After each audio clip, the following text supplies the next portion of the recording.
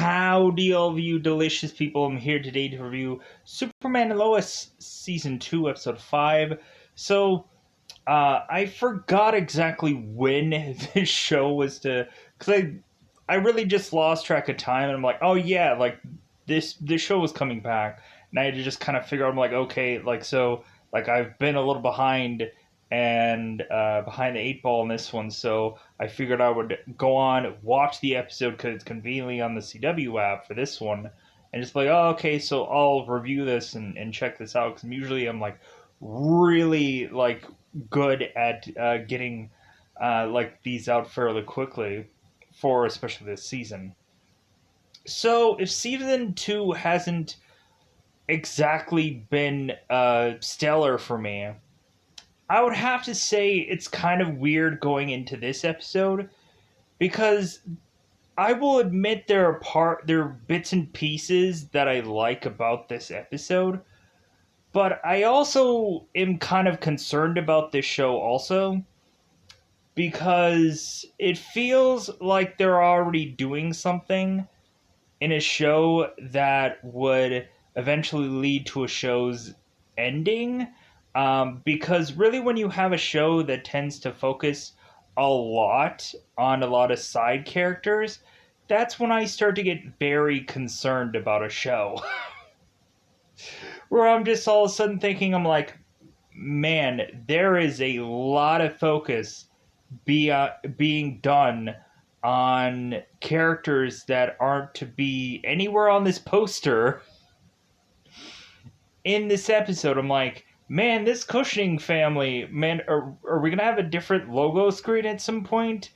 Are the Cushing, is Lana and Kyle and Sarah, are they gonna get a spin-off? Like, why are you guys pushing this family so hard?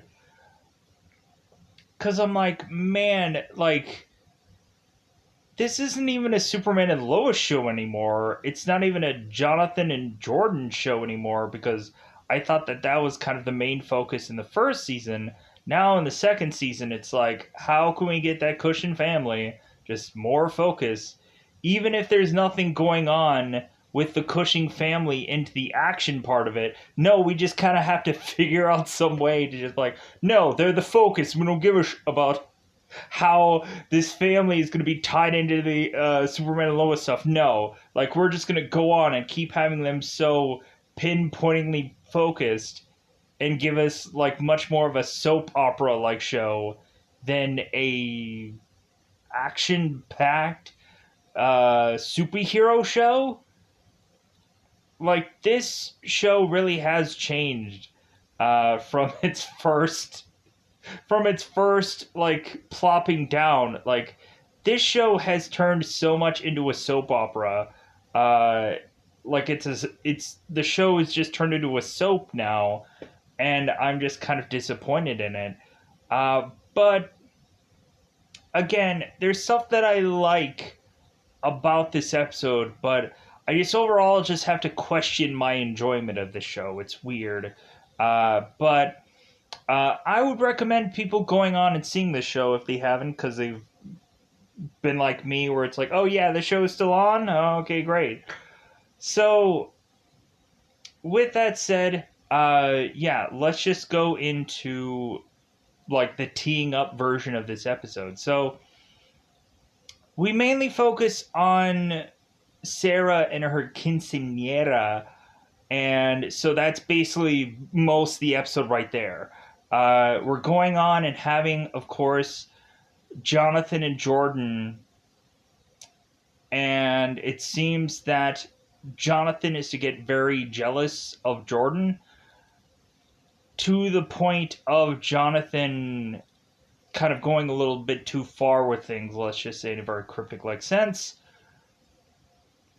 And so Lois is still dealing with Lucy stuff and still dealing with Allie stuff, to the point where I'm like, man, they are building up this Allie character, this Allison character, and I don't like it. I just really could just... I didn't like the cult angle whatsoever.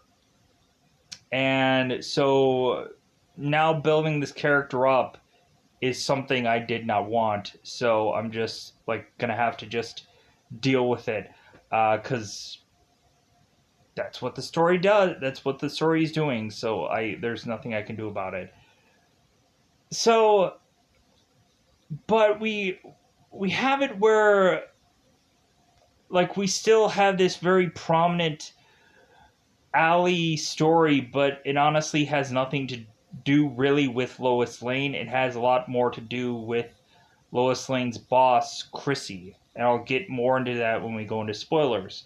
And so, really, for just Clark or just Superman in this episode, really all that we have him do is we're kind of still having him deal with Bizarro, and we're still having him kind of trying to figure out what exactly that medallion was from the last episode. And are we gonna get to that? We'll find out next week. So with that said, let's go into that double five time territory. Let's just go into spoilers about this one. So let me know how you've been feeling about Superman and Lois season 2. Maybe you might like the episode, and maybe you're thinking I'm too harsh, because more than likely that's probably true.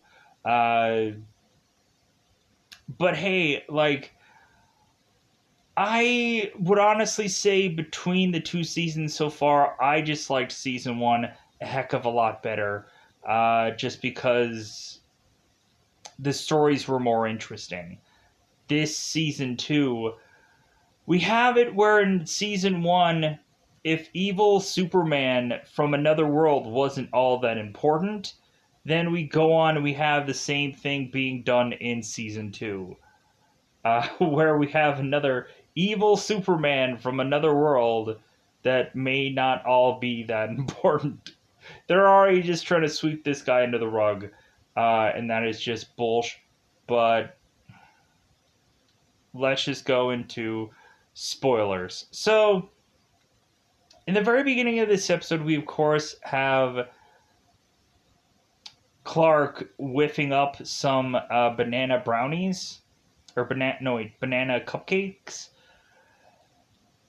And so we have Lois and Clark immediately talking about Nat. I'm like, wait, what? Who are they talking about? I'm like, oh yeah. I'm like, they're re-referencing what ended up happening at the tail end of episode 4, and I had completely forgotten about episode 4 because I had completely like made that whole thing a blur. I don't know, like, what are they talking about? So Lois is kind of reminding us that John Henry Irons is in the hospital, and Natalie is just kind of upset with Clark by what had happened with John Henry Irons. And so Lois is sending a get well basket to this hospital and having Clark deliver this, which we never actually see him do, because I guess they're just figuring out a way to write these two characters off camera for this week, because they're not on the show. But also they're having a thing to be on the story, or have camera time with, to just say, oh yeah, like, Clark, you're also gonna go and see Tag, so you can kind of just do a hospital medical update. And I'm like, man, you know what? I kind of want this show to somehow be like Smallville, where like we just consistently every single like week we have somebody just in the hospital because they're knocked out, while Clark was to uh change into Superman and to do his powers. Like, man, that's the only thing that I missed about like Smallville, is the hilarity of every single person having to get knocked out and for Clark to do his powers, and then Clark would go and see this person in the hospital, like, yeah, I don't know what happened. Yeah, my head. Oh, I don't think I'm going to remember anything from the last whole day of whatever happened. Hopefully you never showed your superpowers, Clark, because man, my head. Even when he was to go on and showcase his superpowers, that person would get knocked out and they would have forgotten every single thing of what had happened for that day. How convenient of a show does that just get into? But that's the thing I liked about that show. It got to the point of it was like a joking thing where I would just go on and like start to just find that funny through a number of the seasons where they kept writing that like over and over and over again, where it's just like, man, like Lana is gonna have some real brain damage at this point for how many times that she's been knocked out. So, but let's push on. Let's go into this story. So Kent goes on, or Kent changes into Superman and is to talk to Tag.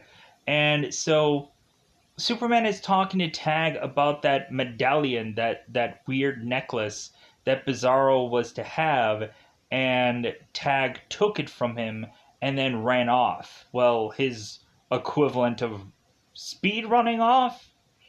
Tag, yeah. So Superman is asking Tag about this necklace, and he says, well, like, I gave it back to, uh, of course, like the director. He gave him back to the military guy. And so we have, of course, it's like, well, like, yeah, that's what, like, he's supposed to do. So I think his name is Anderson. Anderson. I was trying to think of what exactly this guy's name was because I had a lot of names rattling in my brain for this episode, like Faulkner, the Doctor Faulkner, who of course to be retied back in this episode, and we also have Tanya, who was to be the bartender, that of course was in the other episode that had some connection to Kyle. She's being put into this episode also. So we we have Clark that goes and sees Anderson and is to of course want this necklace because Clark is thinking there's a possibility that this necklace may help Clark somehow. And Anderson is like, well, I don't want to give you this necklace. Like, I don't trust you with this necklace. So if you go on and you hand me like uh, the mirrored version of you, the Bizarro version of you, then I'll give you back this necklace.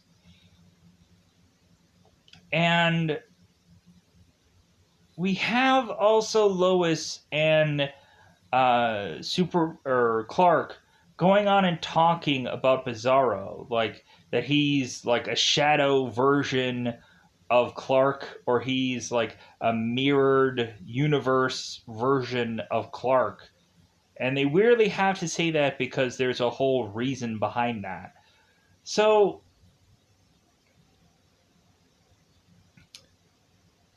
we have Lois who is talking to Chrissy, and Chrissy is kind of just still ticked at Lois because why can't she just be just content with Lois at some point? Chrissy is talking to Lois and saying, like, you know what? It feels like it feels like our positions are reversed. It feels like instead of you working for me, it feels like I'm working for you. And so this partnership just doesn't really make sense anymore. And so Chrissy is to go off on her own to then speak with Allie to try and get answers. as well as Lois, is to want to talk with Dr. Faulkner because she's realizing that Dr. Faulkner was with those people talking to Allie. And here's also one thing that I have to also get out here. So in 1979, we have Allison, who I guess was to have one of her family members pass away. And so Allison was to go on and inherit things from this person. And it seems like the very first thing that she was to inherit was a amulet or necklace that looked exactly like Bizarro's necklace. And so we have this one family member with Allison who's trying to tell her, it's like, well, hey, like, you should not go on and want to get this necklace. Like, that necklace has brought our family nothing but pain and sorrow and bad luck, and you shouldn't go on and want to inherit this necklace. But Allie is like, well, no, I'm going to take this necklace, and it's going to ruin my life and make me the villain of whatever this Superman and Lois show is. So, now that I've gotten that out of the way, we have Lois, who is to meet up with Dr. Faulkner, and we all of a sudden find out that Dr. Faulkner is dead. Wow, what a short shelf life that this character had. Oh, well, like, who cares? It's not like she was gonna really, like, man, I was gonna be surprised that one day that this woman was gonna be this very prominent character into this show, like Allie weirdly is. Just, so, all of a sudden, Bizarro is kind of kneeled down right by where Dr. Faulkner is. And so Bizarro then gets up, and he then quickly gets out of there. And we of course find out that Bizarro is speaking like kind of backwards, which I'm like, okay, so like, wouldn't it have been cool if we would have just had like Zatanna come in here and just try and talk to this guy, because she can speak backwards and he's speaking backwards. So Zatanna guest appearing upon the show. It works out. It'll work out. I'm assuming that like Zatanna was technically on Smallville at one time or another. So why not have her on this show? And plus also, somewhere in the distance of beyond something, they're eventually going to toss together some Justice League Dark show. You might as well start tying in some of these HBO Max shows into the CW, because why not? They're all owned by Warner Brothers anyways. Like, why isn't it Superboy just guest appearing on the show? That would be nice. We had the movie Flash that was on the show Flash, so why can't they commingle in the same world together? You would think, right? Like, they had the Crisis on Infinite Earths thing. It is what it is. They could do some cross promotion. Why not? Freaking get some streaming sales. Anyways, so we have it where Lois is to go on and realize that Allie is to possibly be Bizarro's enemy. And so Lois is like, maybe like our Superman and this Bizarro version of Superman have some common ground. Interesting. So Lois Lane is going to want to find out where Allie is, and once she does, she all of a sudden realizes that Christy is also with Allie, and like, Lois Lane's trust is shaken from Christy. Oh no. So, Christy is going on a meeting with Allie, and what ends up happening is Allie is to give Christy some tea, and we find out that that tea is drugged. Christy falls over. She's like, "Oh, I'm drugged. You bitch. You can't cuss on TV, Christy. You can't. You can't say the B word on telly." So Christy has this medallion that is put upon her. And so now Christy, from what she is to say, is in the Mirrorverse, the Bizarro verse. And she is to see that Allie is to be like the ultimate, like uber powered character in that universe. And that I guess there's a number of different versions of Allie in that world. So is there going to be some kind of weird, uh, like Bizarro Allie that comes from that world to this one now? Because if Allie is to realize that she is to be a much more prominent character in this other world, then maybe she's going to figure out how to unleash that thing upon this world somehow or another. So, Chrissy, of course, is to wake up, and so Lois is to make her way to Allie, and so is Superman, and so all of a sudden Bizarro is to show up, and so Bizarro is to now fight Superman, and I'm like, okay, this is kind of cool. Like I can enjoy this kind of fight out much better than I think the fight out that Superman and Bizarro had before. So let's put a pin in that for a second. So, because I really like, I'm I'm trying to avoid as much as humanly possible talking about any of the Cushing family crap because I just yeah, I'm going to try to avoid that as much as possible until I absolutely have to. So, Jonathan and Jordan. We of course have Sam Lane that returns to, of course, the Kent farm, and Jordan is going and telling Jonathan like right away. It's like, well, yeah, like Grandpa's here because he's gonna train me, and Jonathan's like, wait a minute, he's gonna train you, and so Jordan's like, well, yeah, like it does make sense because I have superpowers, and maybe at some point, like, Dad might need me, and I want Grandpa to train me. And so all of a sudden, we have Jonathan, like, talking to Sam, and he's like, oh, I guess you're trading Jordan, huh?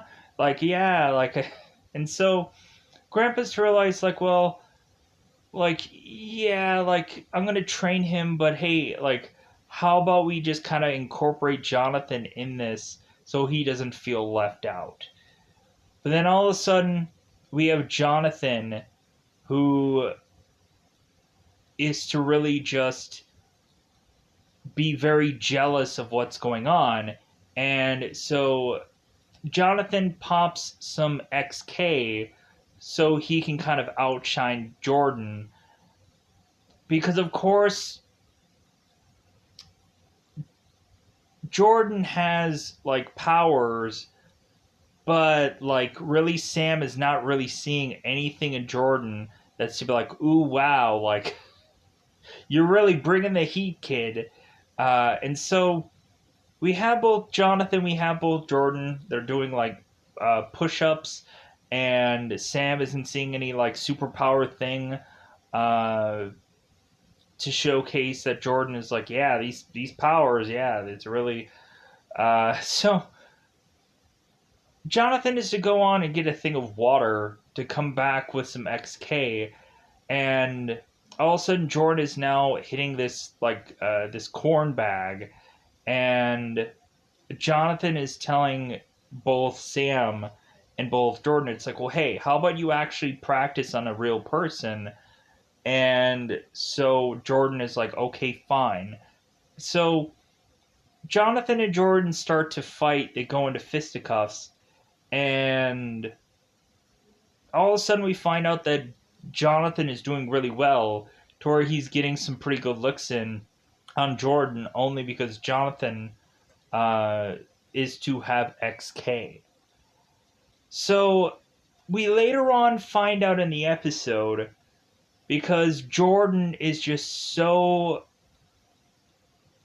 kind of, he's really worried about his brother, and he's kind of like, you know what, like, my brother is just so different, and it feels like he's just so jealous, and he's just so like, he wants to be kind of like the center of attention, and like he's just kind of like, hey, like nobody's wanting to like give me any kind of training or superpowers or whatever. So Jonathan has to go and find some his own. So Jonathan, of course, is to at towards the end of this episode showcase to Jordan that he is technically taking XK. He didn't say that, but he's like, well, hey, like my powers have finally kicked in, because Jonathan all of a sudden is to showcase that he kind of has heat vision because his eyes are like glowing red. And Jordan's like, oh my god, so you finally got superpowers. Great. Like, we can both be, like, we can both have powers. Great. And Jonathan is like, well, yeah, but don't tell mom and dad about it yet. Like, don't tell anybody about it yet. And Jordan's telling Jonathan, it's like, well, you know, if, like, mom and dad find out you have powers, you're going to get pulled from this team. And Jonathan's like, well, yeah, like, that's why I'm telling you, don't tell them yet. Because he's using XK. Just wait. Just wait till Jonathan has to just keep taking that XK so he can just continue to just make it seem like he's having superpowers. Until we're going to find out one day where he's going to have to forcibly, like, pony up and say, like, yeah, I don't have powers. And then they're going to be like, so you've been taking how much drugs? But maybe Jonathan's powers will then bizarrely kick in, and then like the story will just correct itself. Luckily, I doubt it. So, so we have Superman going and fighting Bizarro, and so what happens is Superman and Bizarro are fighting it out, and Bizarro seems to be getting a pretty good advantage on Superman with using his fire breath and his freezing eyes, and I'm like, yeah, because I guess this is like the polar opposite of Superman, and so Superman is to finally realize that with the way this guy talks and just like overall, he's like, okay, so everything is just the backwards part of this character. So Superman goes and takes Bizarro to these caves and is to start beating Bizarro with X Kryptonite, because if we have it where Kryptonite, green Kryptonite, kind of boosts Bizarro up, then X Kryptonite that would give a normal person powers would be a weakness thing against Bizarro. So Superman starts taking these X Kryptonite, putting it in his hand. He's starting to beat Bizarro with it, and it takes Bizarro out. And so Superman goes and takes Bizarro and brings him to the fortress. Uh, Tal Rose Fortress to, of course, have his mother try and figure out Bizarro. And so when Superman makes it back to the fortress, we of course have like Bizarro mentioning that, like, hey, like, you should go on and take Allie out because she is to be like the real threat, and so on and so forth. And so we're like, oh, okay, so like uh Bizarro is telling us that this woman is the real threat here, and he's not. So maybe at some points we might have a Superman Bizarro team up. Weirdly, for whatever reason. Because maybe we misunderstood Bizarro this whole time. We don't know. I don't know. So now let's get to the other story that we have to just kind of forcibly get to. Just hopefully I've kind of covered everything else at this point. I want to double check with that. Just so we have Sarah that is going to her quinceanera, and so Sarah, of course, is to be getting this dress ordered, and so Sarah is going on with practice dancing with her dad, Kyle, so they can have her kind of be prepared for what she has to do as far as dance wise. And so Kyle is just kind of happy that Lana is getting into this certain dress that he likes. And so we have Kyle that is getting this call or this text from Tanya, and he's like, ooh, are they going to figure me out? No, I think he ends up getting a call at first, and he gets a text later. And he just says that it's from work. Wouldn't you have answered that call if it's from work? Maybe I guess he just is a person that just avoids calls and like I'll just let the answering machine get it, because I know I would probably go on and do the same. I'd just be like, hey, it's my day off. I should just enjoy a day off and hear what they have to say later, and I'll call them back. So, especially if it's something where it's like, oh, if they're just going to tell me that some schedule of some day somewhere down the road has changed, then it won't matter to me, because like they should have just told me when I was at work that other day. But it is what it is. So, or there's sometimes where they would call me to just like, oh, you have a day off, whatever. So you have a day off tomorrow. Oh, great. Then I didn't need to call you whatsoever.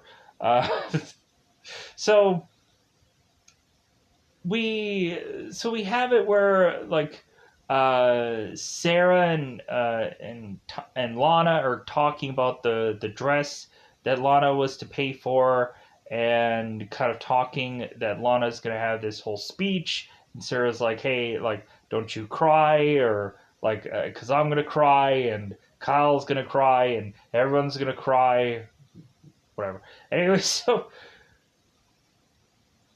we go on into this quinceanera party that we, of course, have the Kents that are kind of like planning this whole thing in their barn. So, uh, so we go on and have this party, and the mayor is showing up, and he's just kind of gloating and like, yeah, like I'm here to just continue to just bring up still that like Kyle still has a secret. So we have Tanya that's texting that she is outside, and Kyle is of course making his way out there to go and have to forcibly like talk to her. So both Sarah and Jordan are like, they're both like, Sarah's exhausted because I guess she's like walking on those high heels and just wearing a dress that's really uncomfortable, blah, blah, blah, blah, blah, blah, blah. Because Sarah's mentioning that she's kind of like she can't really walk all that well with this dress. And I don't even know how she's going to dance all that well either. So Jordan is to like tell Sarah, it's like, well, hey, I can rub your feet. And Sarah's like, yeah, sure, when we're like 40 and married and whatever, then yeah, like you can do that then. And so we of course make the joke with Jordan where it's like, oh well, at least right now, like you're older. So if that means you're older, does that mean you're more experienced and that you know a little bit more? So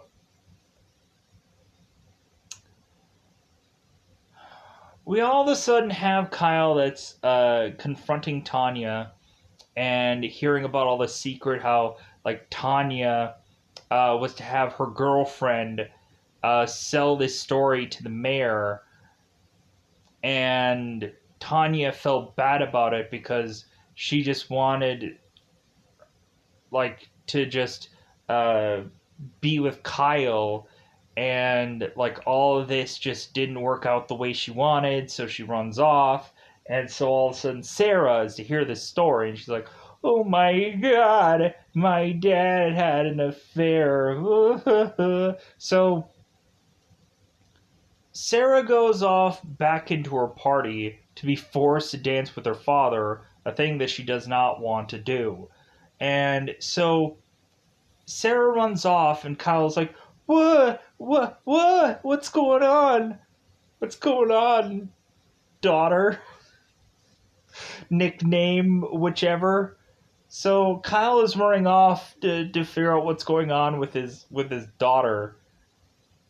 And so Sarah's like, I know what you did with that bartender. And so all of a sudden now Lana knows. And so instead of having them deal with this moment right now, Lana is just telling Sarah, oh no, like this is your night, Sarah. You have to go in there and just like forget about all this and just go on and just have your party. Just like,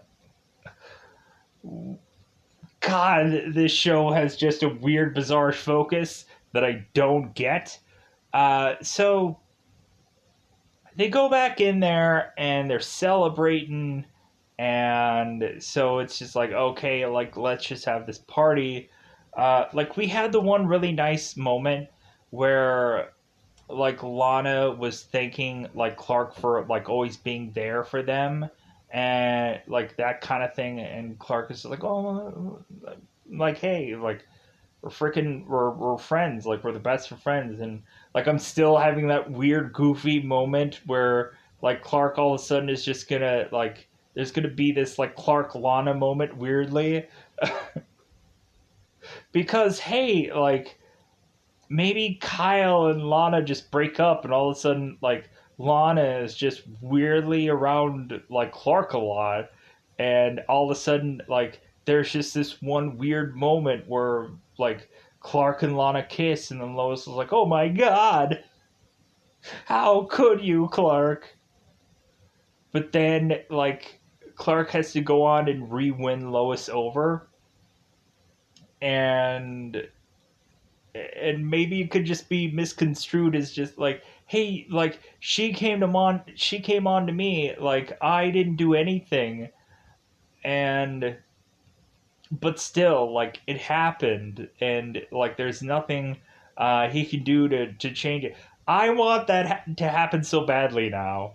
I want something to just happen like that, uh, so that way like we can just have some more soap opera bullshit to just go through in this show, because at least it'll have something to do with Superman and Lois, and that'll actually be like the characters having some story in their show that actually is to deal with the main characters, because heaven forbid we even have anything going on really uh, with Jonathan or Jordan that's really prominent in the show, like we had in the first season where they focused so much about Jonathan and Jordan, where it's just really uh, Kent and Lois were just an afterthought. It was like they had like one show where they really focused on Lois or on Clark, but anything that they really focused on Lois was like, "Ugh."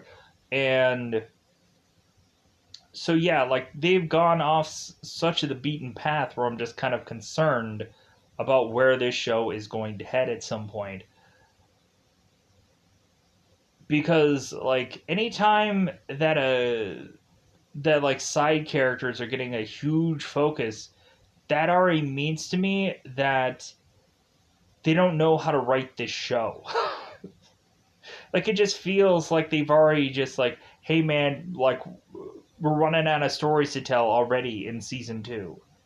That's what this kind of story, this kind of episode means to me, is they're already running out of stories. Because it's like, well, hey, uh like we had Smallville for 10 seasons and we've had Supergirl for so many seasons. Like I think we're just running out of stories for Superman at this point, because we don't want to seem like all those other shows. We want to try to do something different, and that different isn't exactly the best right now. What they were doing in the early stages with all those action sequences and a lot of those kind of fun things that like were to be done with Clark or with Jonathan Jordan, those were fun. Those were nice things. Even having John Henry Irons on the show was really fun. Now we don't really have any of those things. We don't have any of those things be a focus or a prominent thing or prominent whatever. So this show is just not as good as where it was. So with that said, I think we can get out of here. Bye, buddy. Bye, buddy.